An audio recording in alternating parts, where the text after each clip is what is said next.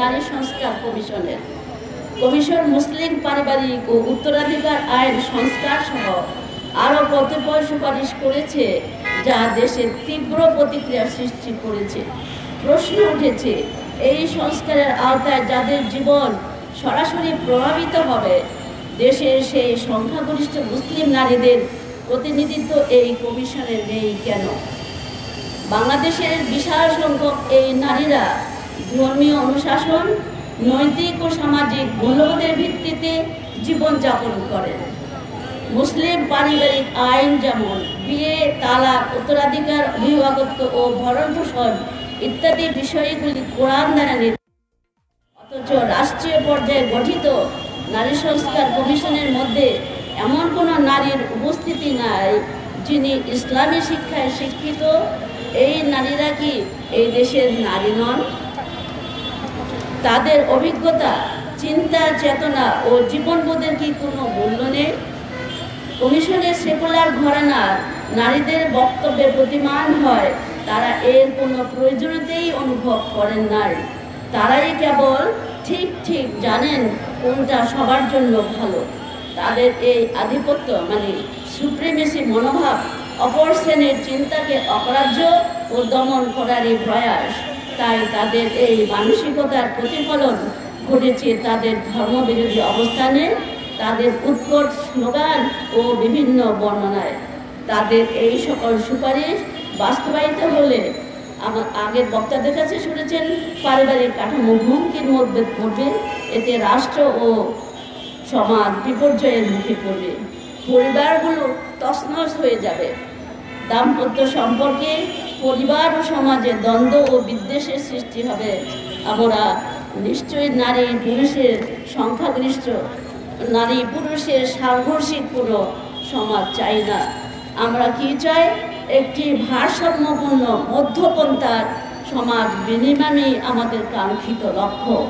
এই নিরিখে আমরা আমাদের প্রস্তাব, নারী অধিকার আন্দোলনের প্রস্তাব সরকারের প্রতি দাবি দেওয়া, আমরা এই দফাগুলো, আমাদের প্রস্তাবগুলো আমি পেশ করছি।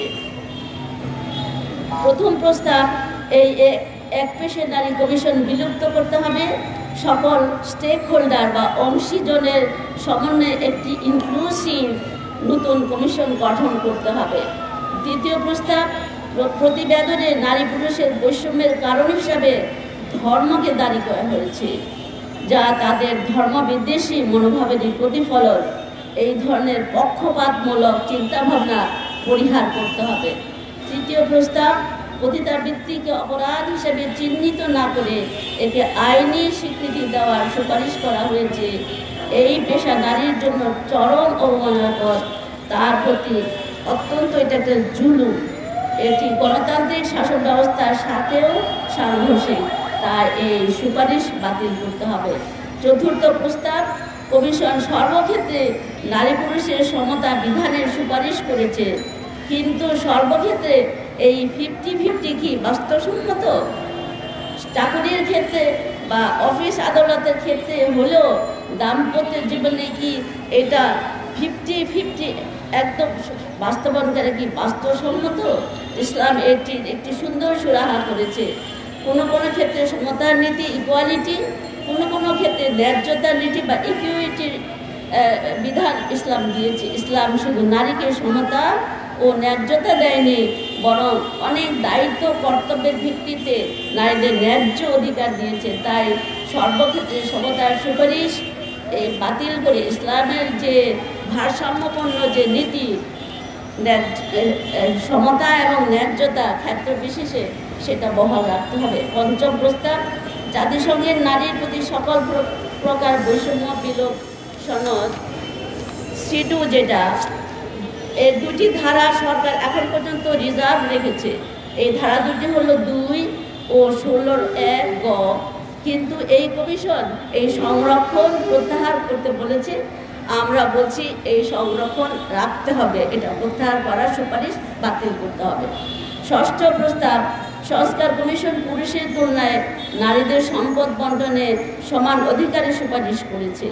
ইসলাম নারীদের পুরুষের অর্ধেক সম্পদ দিয়েছে, তার সাথে পুরুষের জন্য নারীদের দায়িত্ব বা ভরণ-পোষণ ফরজ বা অত্যাবশ্যক করেছে। নারীদের কোনো আর্থিক দায়িত্ব নেই, এমনকি তারা যেটা নিজের সম্পদ সেটা তারা সংসারের জন্য খরচ করতে ব্যয় করতে বাধ্য নয়। নারীদের কোনো আর্থিক দায়িত্ব নেই। অধিকারের সাথে সাথে দায়িত্বের ব্যাপারটি কিন্তু দেখতে হবে। ইসলাম এখানে ভারসাম্য এনে দিয়েছে, তাই এটি লজিক্যাল এবং ন্যায্য। নারীর জীবনকে এর মাধ্যমে অনেক সহজ করে দেওয়া হয়েছে। তাই ইসলামের উত্তরাধিকার আইন বলবৎ থাকতে হবে। সপ্তম প্রস্তাব, অভিন্ন পারিবারিক আইনের মাধ্যমে সব ধর্মের নারীদের বিয়ে, তালাক, বিবাহত্ব, উত্তরাধিকার নিশ্চিত করার জন্য অধ্যাদেশ জারি করার প্রস্তাবটি পুনর্বিবেচনা করে কোরআন বিরোধী সকল ধারা বাতিল করতে হবে। এর আগে আমাদের বোনদের কাছ থেকে আপনারা এর যুক্তি শুনেছেন। অষ্টম প্রস্তাব, কমিশন চাকরিতে সমান অধিকার চায়, সম্পত্তিতে সমান অধিকার চায়, কিন্তু তালাকের ক্ষেত্রে একপাক্ষিক ভরণ-পোষণের চায়। এখানে সমতার নীতি রইল কোথায়? একদিকে কমিশন পতিতাবৃত্তিকে আইনি বৈধতা দিতে চাচ্ছে, অন্যদিকে ধর্ষণের শাস্তিও চাচ্ছে, আবার স্ত্রীর অসম্মতিতে ম্যারিটাল রেপ আখ্যা দিয়ে ধর্ষণের আইনের আওতায় আনার সুপারিশ করেছে। এরপর কি আর এই সংসার টিকবে, না এর পরিসমাপ্তি ঘটবে? এই হাস্যকর দাবি বাতিল করতে হবে।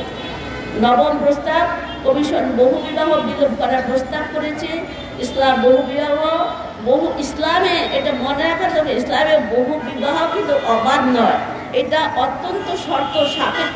সেই শর্তগুলো পুরা করতে পারলেই একজন পুরুষ যেতে পারে। সেই প্রয়োজনটা দেখতে হবে, প্রয়োজনটা আসলে প্রয়োজন কিনা। এটা কিন্তু অবাধ নয়, এটা অত্যন্ত একটা মিসকনসেপ্ট একটা দিক। তারপরে শর্ত সাপেক্ষে জায়েজ হয়েছে। বহু বিবাহের ক্ষেত্রে ইসলাম প্রয়োজনের দিকটি বিবেচনা করেছে, তাই এই দাবি অপ্রয়োজনীয় বলে বাতিলযোগ্য। কমিশন একদিকে বহু বিবাহ বিলোপ চাচ্ছে, অন্যদিকে পতিতাবৃত্তির আইনি বৈধতা চাচ্ছে। এটা কি স্ববিরোধিতা নয়? এতে একজন পুরুষ দায়িত্ব নেওয়া ছাড়াই বহু নারী গমনে উৎসাহিত হবে।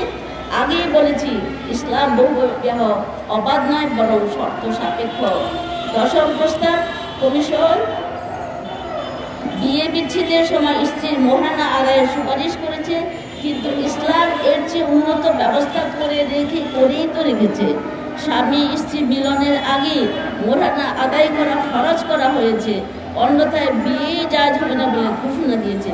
সুতরাং এই সুপারিশ গ্রহণযোগ্য নয়। পরিশেষে আমি বলতে চাই, আল্লাহ রাব্বুল আলামিন বিশ্ব চরাচর সহ নারী ও পুরুষকে সৃষ্টি করেছেন এবং নারী পুরুষকে তার স্বভাবসুলভ বৈশিষ্ট্য বা যেটা ইসলাম আছে ফিতরাতের উপর সৃষ্টি করেছেন। কিন্তু নারীবাদীরা এই ফিতরাতকে, নারীর এই বৈশিষ্ট্যটাকে স্বীকার করতে চায় না। তাই তারা নারীর উপযোগী কর্মসংস্থানের ব্যবস্থা করতে বলে না। নারীকে নির্বিচারে শ্রম বাজারে টেনে এনে নারীর উপর 3 গুণ বোঝা চাপিয়ে দেওয়ার চেষ্টা চালানো হচ্ছে। এটি তার উপর জুলুম। এতে তার ব্যক্তিত্ব ও মানসিক স্বাস্থ্যের চাপ বাড়ছে। কিছু পেশা এমন যা নারীকে পণ্য হিসেবে পরিগণিত করছে এবং পুরুষের বউকে বস্তিতে পরিণত করেছে। আমরা নারীর সার্বিক কল্যাণ ও সত্যিকারের ক্ষমতায়ন চাই। ক্ষমতায়নের নামে আপনার নারীকে পণ্য হিসাবে ব্যবহারে আমরা তীব্র ভোট বিরোধী এবং তীব্র প্রতিবাদ জানাচ্ছি। আপনাদের সকলকে ধন্যবাদ। এই বলে আমি আমার বক্তব্য শেষ করছি। আসসালামু